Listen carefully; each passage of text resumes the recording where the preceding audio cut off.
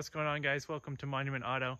I know this isn't my usual content, but I just got this car from the auction, and I was looking for a video on how to replace the subframe, the front subframe, and I didn't find anything that was kind of easy to follow. And so I figured now that I've got it done, I would just make a quick video on how to replace or remove the front subframe on a 2010 to 14 Subaru Outback. So stay tuned and let's get started.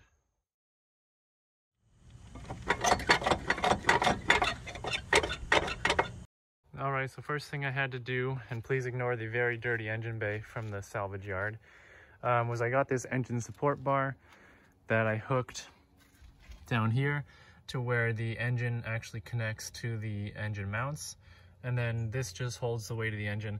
I also have a transmission jack down here that's supporting kind of the bottom of the engine a little bit.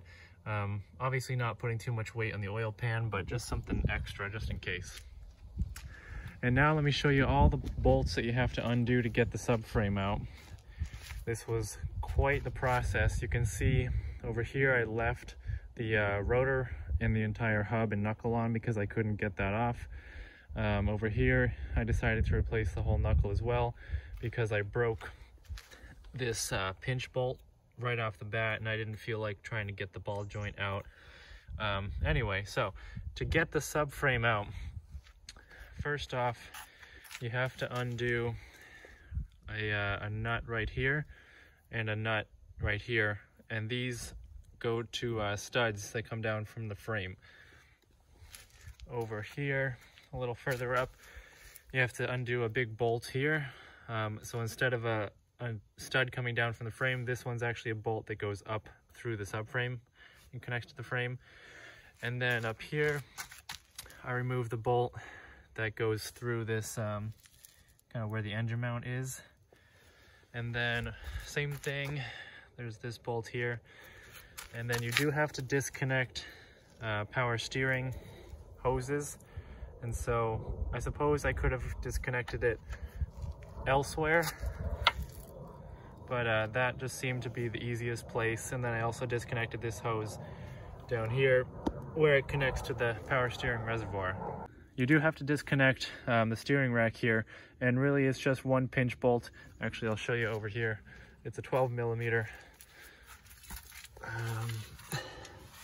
Way up in here, I actually had to use a little pry bar to help get it out, but it's a 12 millimeter right there, kind of pinch bolt that holds that power steering rack in place.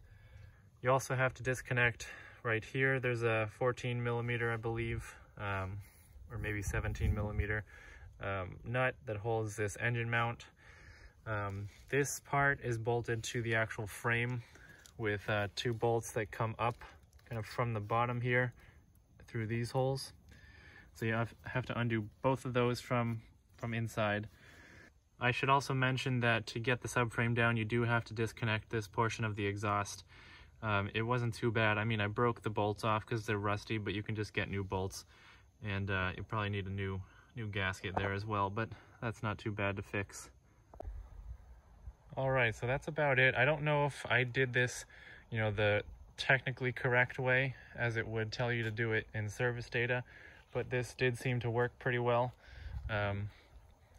It was very difficult to get off because, as you can see, these studs where the subframe sits have some rust on them as well. And so it was basically rust welded kind of to the frame or to that stud. And so I had to pry it, had to hammer it, had to torch it with a torch, and ultimately it just took a lot of effort to get off.